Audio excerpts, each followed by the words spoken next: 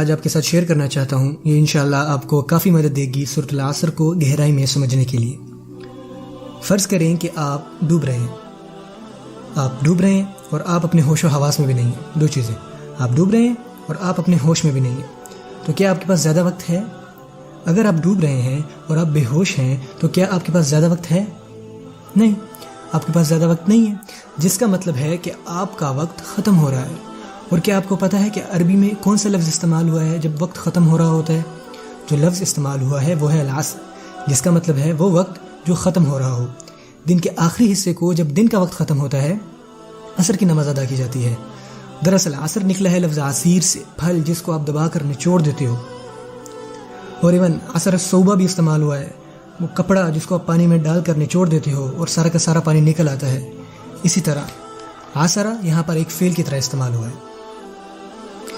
سو آپ ڈوب رہے ہو، آپ بے ہوش ہو اور آپ کا وقت بھی ختم ہو رہا ہے۔ سب سے پہلی چیز کیا ہوگی جو آپ کرو گے زندہ رہنے کے لیے؟ اگر آپ ایسی حالت میں ہوتی ہو، اگر آپ زندہ رہنا چاہتے ہو تو سب سے پہلے آپ کیا کرو گے؟ جاگ جاؤ گے؟ ہوش میں آؤ گے؟ اگر آپ بے ہوش ہی رہے تو پھر تو آپ کے بچنے کے چانسز بہت کم ہیں۔ سب سے پہلی چیز جو آپ نے کرنی ہے وہ ہے ہوش میں آنا۔ اس سے بالکل فرق نہیں پڑتا کہ آپ اپنے سب سے حسین خواب میں تھے اور اپنے خواب میں آپ کامیابیوں کو چھو رہے تھے، لائک آپ فراری چلا رہے تھے، وہ کمرشلز جس میں دکھاتے ہیں کہ ایک طرف پہاڑ ہیں اور دوسری طرف سمندر اور درمیان میں ایک خوبصورت سی گاڑی۔ آپ اس طرح کے کسی خواب میں ہو جو کہ محض صرف ایک خواب ہی ہے۔ لیکن جب آپ اٹھتے ہو تو کیا پتہ چلتا ہے؟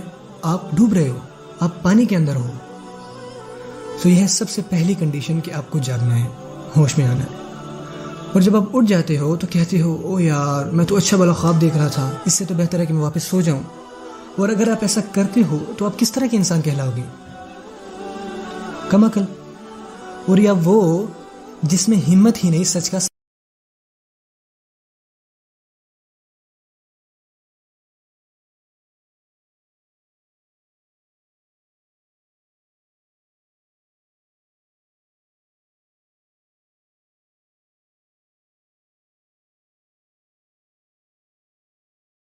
وہ کسی کو قصوروار نہیں ٹھہرا سکتا سوائے اپنے آپ کے۔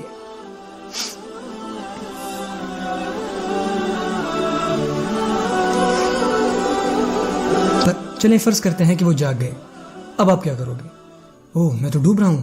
اگر آپ کو تیرنا نہیں بھی آتا لیکن کیا پھر بھی آپ اپنے جسم کو حرکت نہیں دو گے اوپر کی سطح پر پہنچنے کے لیے؟ اور پھر آپ تیرنے کے طریقے دیکھو گے، کچھ طریقے آپ کو مزید نیچے کی طرف لے جائیں گے اور کچھ طریقے آپ کو اوپر کی طرف لے جائیں گے۔ اور جب آپ کو پتہ چل جائے گا کون سے طریقے آپ کو اوپر کی طرف لے جا رہے ہیں پھر آپ وہی کرو گے۔ دوسرے لفظوں میں پہلی چیز تھی آپ کا جاگنا اور دوسری تھی تیرنا۔ اور جب آپ اوپر آ جاتے ہو تو کیا ہوتا ہے کہ آپ کو کوئی نیچے کی طرف واپس کھینچتا ہے۔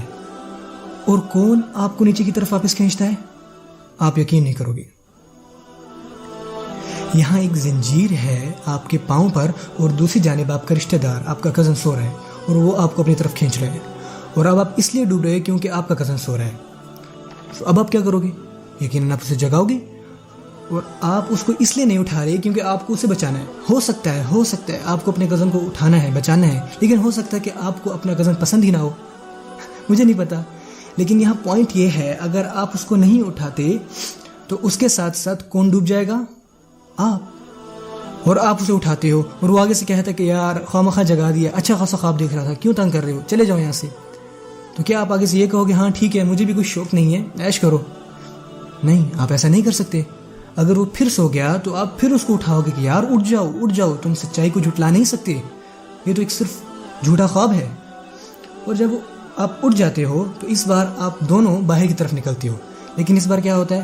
آپ دونوں واپس پھر کھینچے جاتے ہو، اپنے بڑوں کی وجہ سے، اپنے پڑوسیوں کی وجہ سے، اپنے دوستوں کی وجہ سے، اپنی اولاد کی وجہ سے، اپنے بھائیوں کی وجہ سے۔ آپ کی زندہ رہنے کے لیے 4 عمل درکار ہیں۔ پہلے خود کو جگانا، پھر تیر کر اپنی جان بچانا، پھر ان لوگوں کو سمجھانا جو آپ کے ساتھ جڑے ہوئے ہیں کہ یہ سچ ہے۔ اور اگر وہ تھک جاتے ہیں اور اگر ان میں سے کوئی کہتا ہے کہ یار میں یہ مزید نہیں کر سکتا، ہم یہ کام بار بار کر رہے ہیں اور مجھے نہیں لگتا کہ میں مزید کر پاؤں گا، لیکن آپ آگے سے کہتے ہو نہیں ہم اپنی منزل تک پہنچیں گے، ہمت مت ہارو، ہمت سے کام لو۔ کیا آپ نے کبھی اس طرح کی کارٹون نہیں دیکھے جس میں کچھ لوگ کہیں سے بھاگنے کی کوشش کر رہے ہوتے ہیں اور ان میں سے کہتا ہے کہ یار میں تھک میں تھک گیا ہوں، میں مزید یہ نہیں کر سکتا، اور دوسرا کہتا ہے نہیں نہیں ہم چلیں گے، ہم اپنی منزل تک پہنچیں گے، اور وہ پہنچ جاتے ہیں. وہ ایک ساتھ کام کرتے ہیں کیونکہ ان کا جینا مرنا ایک دوسرے پر منحصر ہوتا ہے. اللہ تعالیٰ کیا فرماتے ہیں؟ والعصر، وقت ختم ہو رہا ہے. پھر فرماتے ہیں ان الانسان لفی خسر. اس کی ٹرانسلیشن ہے کہ تمام انسان خسارے میں ڈوبے ہوئے ہیں سوائے الا الذین آمنوا، وہ لوگ جو ایمان لائے. ایمان لائے کس پر؟ اللہ تعالیٰ نے یہ نہیں فرمایا کہ آمنوا باللہ وملائکتہ وکتبہ ورسلہ والیوم الآخر والقدر خیرہ وشرہ من اللہ تعالی. نہیں، ایسا کچھ بھی نہیں کہا، جبکہ یہ تمام باتیں اس میں شامل ہیں. سورت کے سیاق کے مطابق، سورت کے کانٹیکس کے مطابق سب سے پہلی چیز جس پر ان کو یقین کرنا ہے وہ ہے کہ وہ خسارے میں ہیں، وہ ڈوب رہے ہیں. اور اگر وہ اس بات کا یقین کر لیتے ہیں اور اپنا ایمان درست کر لیتے ہیں، اب انہیں کیا کرنا ہے؟ تیرنا ہے اور اوپر کی طرف جانا ہے. اور اللہ تعالیٰ نے اس عمل کو کیا کہا ہے؟ وَعَمِلُوا الصَّالِحَاتِ. وہ اچھی چیزیں کرتے ہیں، وہ ایسی چیزیں کرتے ہیں جو حالات کو بہتر بنا دیتی ہیں. بائی دا وے صالح یہاں صف کی نسبت سے استعمال ہوا ہے، جس کا مطلب ہے وہ عمل جس سے کچھ ٹھیک ہو جاتا ہے. کچھ غلط تھا اور آپ نے اسے ٹھیک کر دیا. مثلا ان کا تیرنا. اور جب وہ دوسرے لوگوں کے ساتھ بندھے ہوئے ہیں تو انہیں کیا کرنے کی ضرورت ہے؟ وَتَوَاصَوْا بِالْحَقِّ. انہیں دوسروں کو سچائی بتانی ہے. اور یہ صرف خبر دینا نہیں ہے، صرف ان کو بتا دینا نہیں ہے، ان کو اٹھانا ہے، ان کو اپنے ساتھ لے کے جانا ہے اور بار بار بار بتانا ہے. کیونکہ وَتَوَاصَوْا میں تکرار آ جاتی ہے، ریپیٹیشن آ جاتی ہے، کیونکہ یہ سچ ہے، یہ سچ ہے، یہ سچ ہے، یہ سچ ہے. ان کو بار بار بتانا ہے. آپ کو پتہ ہے کیوں؟ کہ وہ لوگ جن کو آپ بچانا چاہ رہے ہو، اگر آپ ان کو صرف عارضی طور پر اٹھاتے ہو 20 منٹ کے لیے، 30 منٹ کے لیے، صرف خطبے کے لیے، کیا ہوتا ہے جب خطبہ ختم ہو جاتا ہے؟ وہ واپس چلے جاتے ہیں، وہ پھر ڈوبنے لگتے ہیں. آپ پھر ان کو جگاؤ گے، وہ پھر ڈوبیں گے، آپ پھر ان کو جگاؤ گے. اور ہو سکتا ہے کہ آپ یہ کر کر کے تھک جاؤ اور آپ کا صبر جاتا رہے. اسی لیے اللہ تعالیٰ آگے فرماتے ہیں وَتَوَاصَوْا بِالصَّبْرِ. آپ کو اپنا کام جاری رکھنا ہے. اور صبر کا مطلب ہے استحکام، ثابت قدمی، ڈٹے رہنا، رکے رہنا. آپ کو اپنا کام جاری رکھنا ہے کیونکہ آپ کا جینا مرنا اسی پر منحصر ہے. اور اینڈ میں آپ تمام چیزیں کر لیتے ہو لیکن صبر نہیں کرتے تو آپ پھر بھی ڈوب جاؤ گے. اور اگر آپ ہار مان جاتے ہو، اگر آپ کے پاس ایمان ہے اور آپ اچھے کام کرتے ہو اور آپ لوگوں کو حق بتاتے ہو لیکن آپ کے پاس صبر نہیں ہے، آپ پھر بھی ڈوب جاؤ گے. تو سروائیول کے لیے آپ کو چاروں شرطوں پر عمل کرنا ہے. یہ تھوڑا مشکل ہے لیکن یہ ضروری ہے، اس لیے ان کے درمیان وا ہے.